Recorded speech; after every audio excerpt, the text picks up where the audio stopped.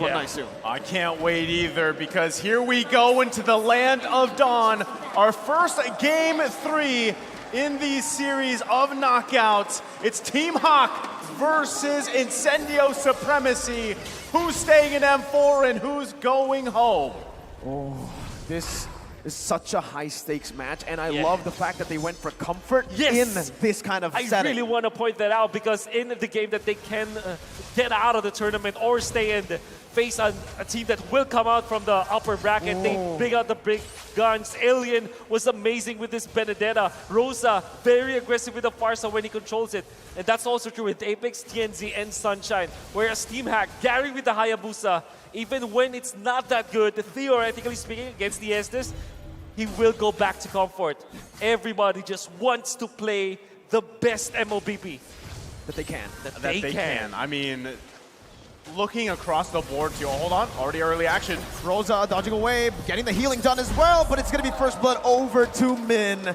Team HAQ strike first again. All right, so they start off on a good foot here for Team HAQ, but still, you got to consider the fact you're working with 2 Petrifies. You've got Man and Lola running with that. Now, on the other side, Incendio Supremacy, they've got those 2 Purifies, right? Those micro decisions as the game unfolds here are going to be crucial if they can find setups. TNC, though. Uh-oh, there you go. Min still having some peel there. Rosa coming back in, looking for the stun, gets it down. TNC picks it up. Gary, leave her re-engaged right now, but the healing comes through from Apex 47. Gary losing out on that trade, forced to back away. And this means that they will not have the Phantom Steed heading into the first turtle of the game. They did take out one important hero, though, from Team HAQ. So that is 1-for-1 when it comes to the first few kills. Although, this is not like the best situation for Incendio Supremacy. Well, the thing is, they will have ultimates up on Rosa. That's what I was going to say. You know, they've got, I mean, they're looking for another kill here from Team for Incendio Supremacy to lead into this first objective of the game, the turtle here. But still, you can even see, right? Min and Man in position, looking for any advantage they can find, but TNZ not going to be fooled. A good read, but still walks into the bush. The rough waves of the Petrify. TNZ can fall. But the airstrike now coming down onto Man, and that's Alien who picks up a trade. Jungler for mid lane, 1-for-1. All right, so they trade that. I mean, Team HAQ could be in a position to just go ahead and take this. It might be better for Incendio Supremacy. Just give it up, right? You don't. Now TNZ's up, but he doesn't have the retribution either. So just like that first objective, Alien though. Alien wants it, jumps in with the final blow, almost stealing it away, but Gary is absolutely on point with that retribution. Unfortunately for Incendio Supremacy, their plan was to get level 4 to Apex 47. That's why they put him even when he's roaming, he was in the mid lane. And Rosa went to the XP lane so that he'll get his level 4. Along the way, because they were focused on getting their ultimates up, at the middle, TNZ was found by Man with the Petrify combo. He was shut down. And that was very bad for Incendio Supremacy, because now they will concede the turtle. Gary, as a Hayabusa, doesn't have the innate advantage during the turtle fights. And them getting the first turtle of the game is massive for the Malaysian squad. Yeah, I mean, again, it was all a result of, you know, taking out TNZ there early on and playing around with that. Setup though. Blast and the flicker. Sunshine caught in the gold lane. And now Panda's going to go on to that turret gold. Phantom Steed by TNZ onto Gary. Bring it back right there. That's a lot of damage. Rosa trying to follow it up. Doesn't even need to be here. TNZ jumps in again with a Phantom charge. Min is low. TNZ getting the healing back in. But airstrike comes through and Man's going to be falling down to TNZ. Rosa on point. That stun canceled the animation of the rough waves. And you're gonna have to hand it to TNC. He punished Gary, knowing that there's no shadow, no quad shadow already for Gary. Was able to pull him back with the ultimate. Black Dragon form though now onto Rosa. The Petrify only finding TNZ. Rosa had the Purify out. Then on blast now, no flicker, but it finds TNZ. Still having the healing, torn apart memory, being popped out by Sunshine to zone the other members away. Tough situation again. You know, you have a lot of those, that CC and ultimate available to you, but unfortunately Panda was already, what, half health, not able to really commit to that fight here. So Team HAQ kind of struggling, and Incendio Supremacy continuing to build up on this lead here. 1K gold, next turtle comes up. they're in a great position to actually go ahead and win this next objective fight as they still battle out in the mid lane. Yeah. Alien now still in the midst of it all. Gonna try to go for the Petrify final blow goodness. onto mid in front of the kill. And that's gonna be Man getting out barely with the rough waves, getting the passive back in as well. But the sustainability from Apex 47 has been phenomenal. They're looking for more now. Quad Shadow in for the airstrike. Doesn't get it! Gary falls down! Rosa is an absolute Chad, just stands there menacingly. Oh, definitely. That is the term that I'm looking for. It's so much of a Chad because he went in forward, being a Farsa against a Hayabusa. And the best thing is he was able to land the stun, the passive control of Rosa, back-to-back stuns from top lane and now into the bottom lane. He's able to punish all of these slippery heroes as if they were easy targets. And Incendio Supremacy are really just on fire right now. Look at the flanks here. You can see the Phantom Steed, and it's the collapse onto Min. Before the airstrike comes down, Min's gonna be stunned up. Min's gonna fall. Has the shielding up. The conceal is not enough to get him out. Panda now under the turret. Man trying to get the breath of the ocean down. Incendio back off, looking for the turret. This is the thing. I mean, the sustain. The sustain is what is the huge obstacle standing in front of Team HAQ right now. And it's just too much for them to work with. I mean, wow. Panda's still scrambling here to really just farm up as much as possible. And it's Incendio Supremacy throwing everything at Team HAQ. Meanwhile, again, Alien having a great game so far in this Benedetta pick. Look at this. Apex 47 actually opted to go for the Anticuirass. And yeah, Alien, dude, this is the reason why they didn't pick up the glue. The reason why they pick up both Farsa and Benedetta as their first two picks is because they have mastered it so well. Rosa landing all of those stats, Alien controlling the lane so well, cutting the waves and even outplaying Gary at that moment. 0-3 for the Hayabusa. We thought that this would be a bad idea to pick up the Hayabusa, and now Team Max getting punished because of it. Well, the Phantom Steed again. Incendio are looking for it. Tienzi bringing Lola back for the airstrike, not connecting just yet, but that's going to be the Black Dragon form popped in. Lola looking for some damage. That's a lot from Sunshine. And Alien. both of the teams, you know. Alien. This is, I mean, this just looks like tilt coming out from Team HAQ. They can't land anything that they want to. They are frustrated on what's going on here. Incendio Supremacy in complete control here. Alien pushing in that bottom side. This is going to be just a free turtle for them. And yeah, going back to the question, do you really want to pick Hayabusa into this lineup, especially with, as says there, massive game across the board here for Incendio Supremacy.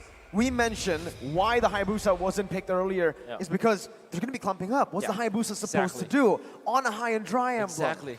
And that's exactly what we're seeing here. Incendio, they haven't changed their strat.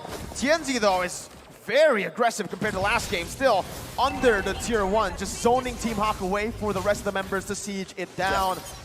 The only hero that will be away from the rest of the team is Alien's Benedetta.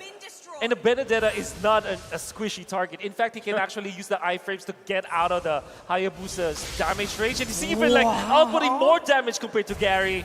1 versus 2. Everything's just going in favor of Incendio right now. I also want to commend TNZ. I think his mastery of the Leomord is top-notch.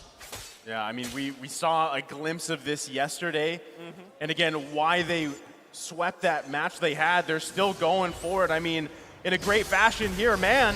Petrified, that Sunshine caught. A good trade back finally for Team HAQ to get some momentum back on their side. I mean, even with that kill, it's a massive lead here. Gary, No, Gary jumps in onto 3 and they were waiting for it.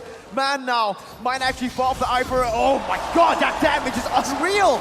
Double kill, 5-0. Never tell Alien the odds. Tienzi going in onto Min. Lola's the one who's forced to back away in a 2v1 situation. And Incendio are dominating the Malaysian champions. After a great kill coming out from Man, the Kadira, the Shaman, they managed to have a big blunder against Incendio Supremacy. Gary wasn't supposed to be there.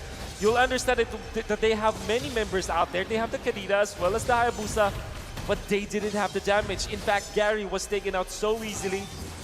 And the fact of the matter remains, Alien is so stacked right now with the Bloodlust Axe and 2 casual items with the Black Ice Shield as well as the leg plates. It means that he's very tanky against the physical damage of Team HAQ. Honestly, if you're looking at this game, Panda, at some point, this is what we see so often with carry. Either it shines or the team composition does so well against it that it just shuts it down. And that short range on this carry isn't enough to even get in the zone here.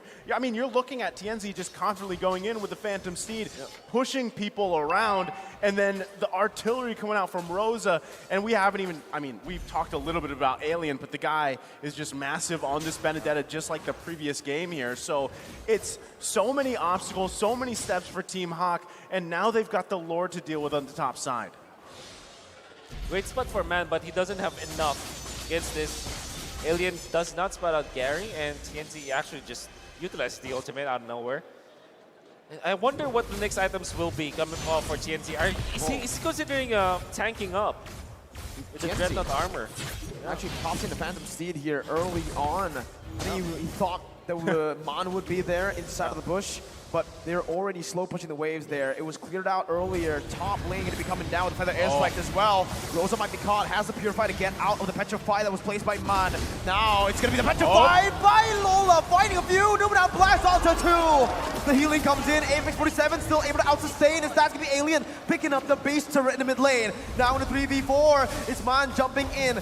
TNZ back at it with Phantom Steed. Meanwhile, in the bottom lane, in a 1v1, Alien is able to actually dish out so much damage, sieging that base turret down very, very low. Incendio loses one, but they might be able to actually get another here. Well, they're still going for it. One hit away on this turret, trying to defend their best and hold on to it. They still have that mid lane exposed here. It's going to take a lot for Team HAQ. I mean, they find one, but usually after that, they fizzle out, right? And that's just because of this disparity in terms of items for them. Now, Min, at some point, it could be a game-changing Numenor Blast. If they can find another target, get that numbers advantage, land the ultimates like they need to, overlap them, then they're going to be in a good position. Oh no, Gary jumps in with a shadow kill. Does he have the quad shadow to get out? He does, but it's going to be read out by Incendio. Gary, no more movement abilities. TNZ recalling on his dead body. Incendio wants to look for the end here. Man with the flame! Trying to save the game, but Apex out-heals the damage. Man now running for the hills. Lola jumping in with a Hail Mary play onto Rosa. The Petrify connects with the Purifiers there. Not enough once again. The Numenor Blast connects on a 2. But Alien connects on a 2 as well. That's the damage by Alien, by TNZ. 3 for 1. Incendio looking for the end to upset the odds against the Malaysian champions. Oh, minions. They're going to hold Gary's on. Available right now. TNZ though, still okay. That was almost a situation where Incendio could have ended the game here. They take the discipline route, they back off, they get the Lord for this one. It should be uncontested. Team HAQ just scrapping for anything they can. I mean, Gary's got to be very careful on his next decision here, because another mistake like that will cost them the game. What I saw from the last sequence of events for Team HAQ is that their backs are against the ropes and they're going for all Hail Mary plays, and they're okay to get hit by Incendio Supremacy, and every punch that's thrown into them definitely hurts. Wow. Man almost going for a double knock-up into a double kill. However, the sustain coming out from Incendio Supremacy was there, and then the follow-up coming out from Min, utilizing the ultimate. Then comes Lola. What I saw from that is Team HAQ not coordinating their ultimates that well.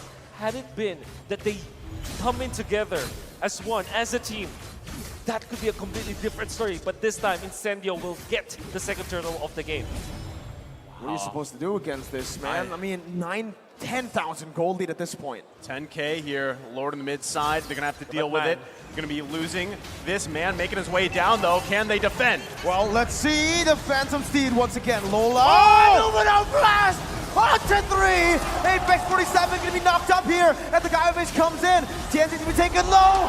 The Malaysians are here. They've defended for another day. Man finds the breath of the ocean. Panda jumps in onto 3. They've defended for a bit. 14 minutes in. Massive setup there. The Numenor Blast can change a game. It can change a moment here. Now they only get 2 down from Incendio Supremacy, but still working to get some space across the map. Again, you saw the gold lead here. just a little bit ago and how much of an advantage Incendio Supremacy has. And even the items, Wolf, is there any saving grace here for Team HAQ as they try to make a play? If they do find the openings, if they combo it up together, Man being an assassin, like a Kadira assassin, and then of course Min just initiating against Incendio, and of course you have to use the ultimate coming out from Lola. If they combo it up together, you see the difference. They're looking really good. Now they have the damage. We come to a point that even when there's a 6.1k golded from Incendio Supremacy, you still have the chance.